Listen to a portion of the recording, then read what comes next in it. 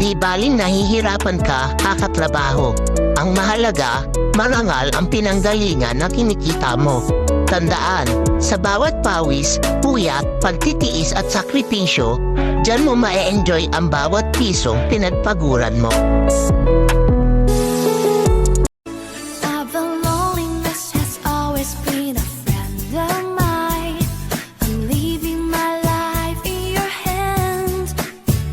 Tahimik mong ilaban ang mga plano dahil kung may natutunan man ako sa buhay, yun ay hindi lahat ng nakapaligid sa iyo ay masaya kapag umaangat ka. Hindi lahat ng pinagsasabihan mo ng mga plano ay masaya at isusuport ka.